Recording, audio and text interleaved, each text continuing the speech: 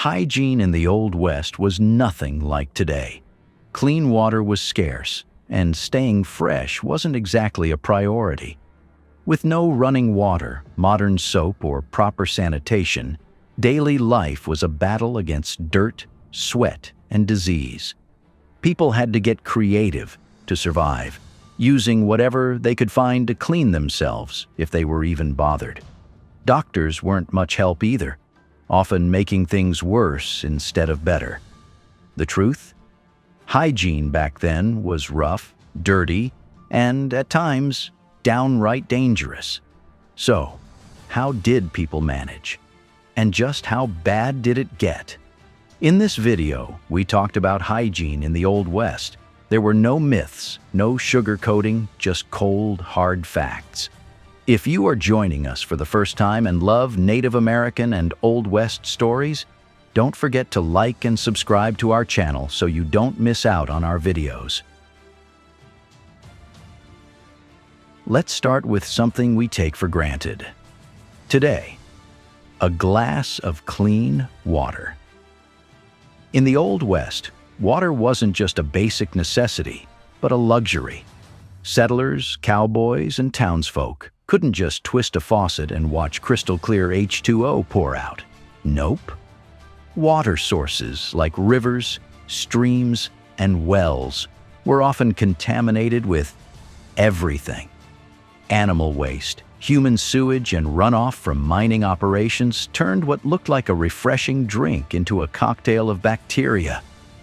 Dysentery and cholera were the uninvited guests at every frontier party. In mining towns, where mercury and arsenic were used to extract gold, water pollution was so bad that drinking it could kill you. Towns like Virginia City, Nevada, became infamous for their gut-rot water. Locals joked that you could tell how toxic it was by how fast it tarnished a silver spoon. To avoid poisoning themselves, many folks turned to alcohol. Beer and whiskey were safer bets than water, though this led to its own set of problems: saloon brawls. Families would boil water for cooking or cleaning, but fire fuel wasn't always easy to come by in arid regions. And rainwater? Good luck relying on that in drought-prone territories. The irony is that the West's most iconic symbol, the cowboy, often smelled like a walking biohazard. After weeks on cattle drives, bathing in rivers was the closest they got to a shower, and those rivers were sometimes shared with livestock. Imagine drinking, washing, and watering your horse in the muddy creek. No wonder mountain fever, a catch-all term for waterborne illnesses, was a leading cause of death.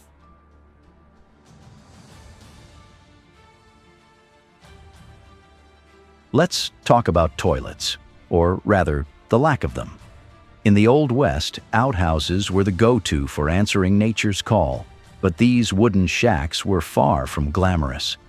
A typical outhouse was a rickety box perched over a deep hole, often shared by entire families or, in bustling towns, by entire neighborhoods. Privacy? A stretch. Ventilation? A moon-shaped cutout on the door. The stench alone could knock you sideways. Some people sprinkled lime or ash into the pit to mask the smell. Others hung herbs like lavender if they were feeling fancy. But let's be real, most outhouses reeked like a compost heap on a hot day. And forget toilet paper. Settlers used whatever was handy: corn cobs, newspapers, leaves, or even smooth stones. Ouch. Location mattered. Outhouses were deliberately placed far from homes to reduce the funk, but this led to midnight sprints through snow, rain, or coyote-filled darkness. In crowded cities like Denver, poor planning meant outhouses sometimes overflowed into streets during floods, creating a fertilizer tsunami. Worse, many privies were built too close to wells, leaching waste into drinking water. So disgusting. And then there were the critters. Outhouses were prime real estate for spiders, snakes, and rats.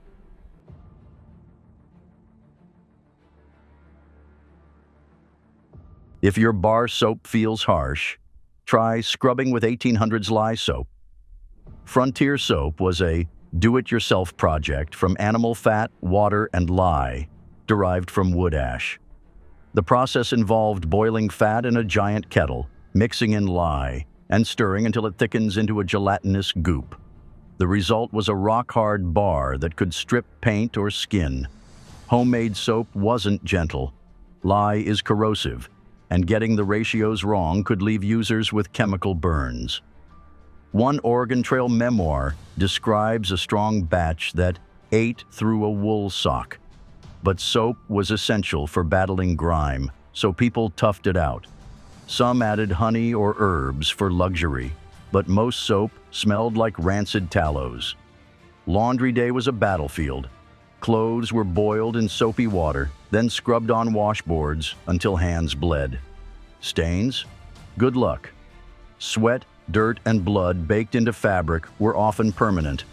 Cowboys famously wore the same clothes for weeks. Their shirts stiffened into a second skin by dust and grease. Forget moisturizing. This soap left skin dry and cracked, especially in the desert heat. Some women rubbed bacon grease on their hands to prevent bleeding, while others used sour milk as a softening rinse. And if you think shaving with lye soap sounds fun, ask a cowboy if you can find one who didn't sport a beard out of sheer self-preservation. Imagine scrubbing your clothes for hours in icy creek water, wringing out every drop by hand, and still ending up with shirts that smelled like smoke and sweat. That was laundry day in the Old West. Washing clothes was a full-body workout, and it wasn't something you did every few days, more like every few weeks. Water was scarce, and soap was harsh. Women boiled water over a fire, tossed it in their clothes, and scrubbed them with homemade lye soap on a washboard. The soap stripped dirt, grease, and sometimes even the fabric itself. Then came the wringing process, twisting and squeezing out water, leaving hands raw and aching. Clothes were hung to dry in the open air, collecting dust before they even finished drying. And ironing?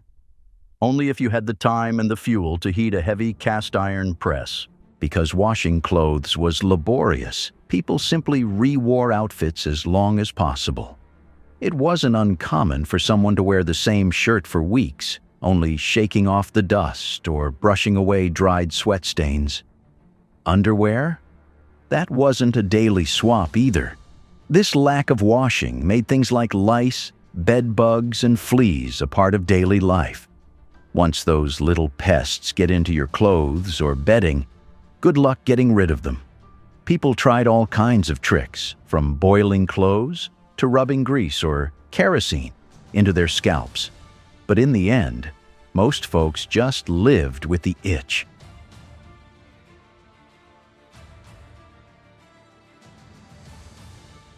If you think a trip to the dentist is bad now, try having a rotten tooth yanked out with a pair of pliers. No anesthesia, no numbing. Just pure agony. That's dental care in the Old Wide West. Toothbrushes were rare luxuries. Most people cleaned their teeth with twigs, rags, or even fingers. Some settlers used baking soda or salt as a makeshift toothpaste, but it didn't do much against the sugar-packed diet of the time. Sugar was a huge problem. People loved it once it became widely available, especially in the form of sweetened coffee, pies, and hard candy. But without proper dental care, sugar meant one thing: rotting teeth. Cavities spread fast, and without fillings or cleanings, people suffered excruciating toothaches. Dentists were not exactly common, and when you did find one, they were often self-taught or trained as blacksmiths before picking up dentistry. Their solution for most problems? Pull the tooth. If you were lucky, they'd use a shot of whiskey as a painkiller before getting to work. If not, you just had to grit your teeth. Well, the ones you had left. False teeth were a thing, but they weren't exactly comfortable. Some were made of wood, while others used animal bones or real human teeth pulled from corpses. For those who could afford them, dentures were better than nothing.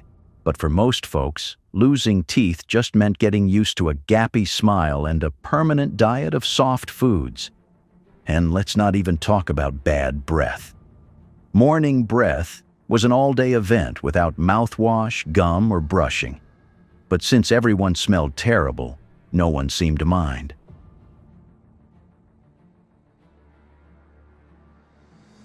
Washing your hair in the Old West wasn't a daily or even weekly ritual.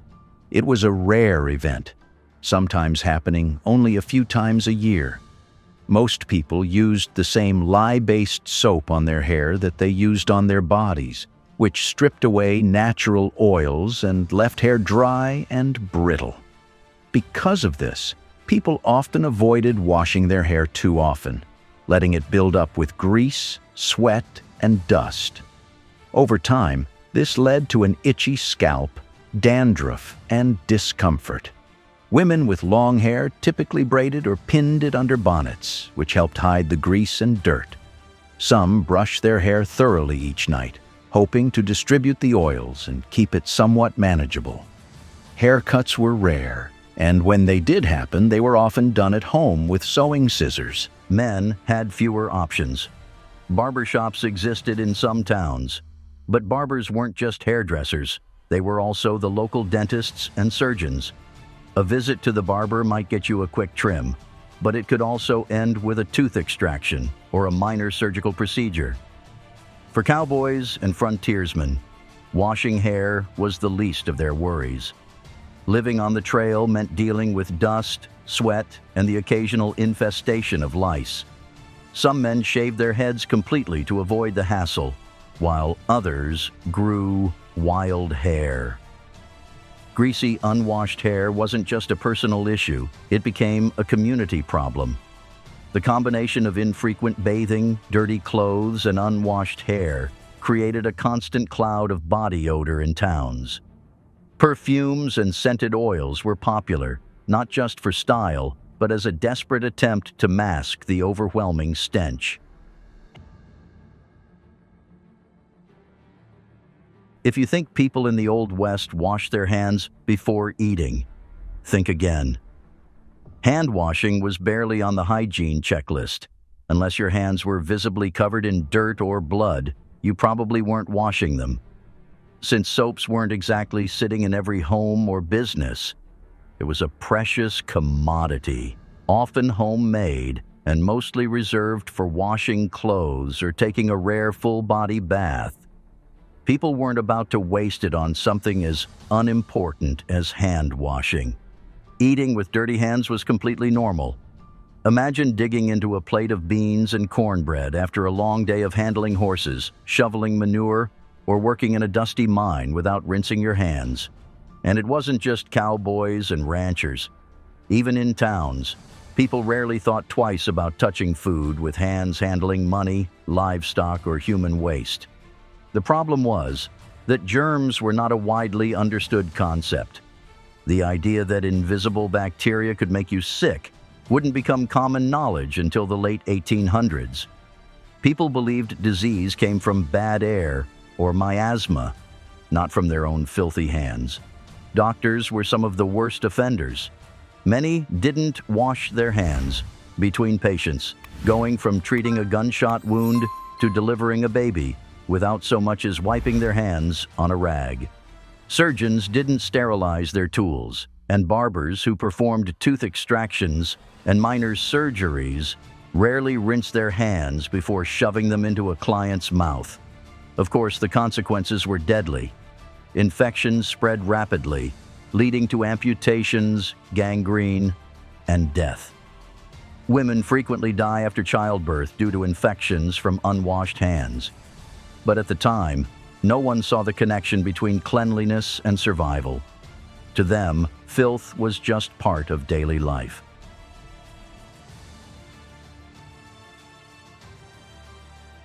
If you walked into a saloon in the Old West, the first thing you'd notice, besides the smell of whiskey and sweat, was the sound of people spitting.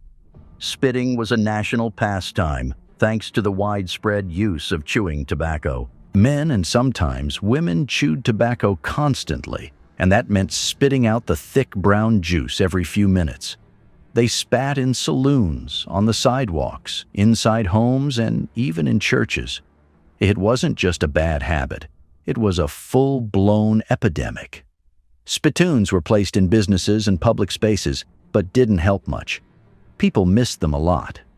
The floors of bars, general stores, and even train stations were coated in dried spit. The smell of old tobacco juice mixed with dirt and sweat turned indoor spaces into disease breeding grounds. The problem became so bad that some towns had to pass anti-spitting laws. In places like Dodge City and Tombstone, fines were handed out to those who spat on sidewalks or inside buildings. But enforcing these laws wasn't easy. Spitting was a common habit that even sheriffs and judges were guilty of. Spitting wasn't just disgusting, it was dangerous. Diseases like tuberculosis, also known as consumption, spread rapidly in these conditions. Since people coughed and spit wherever pleased, bacteria lingered on floors, doors, and clothing. But did that stop anyone? Not really. People kept chewing and spitting until the early 1900s, when tobacco's link to disease became more widely accepted. By then, though, countless lives had already been lost to the dirty habit.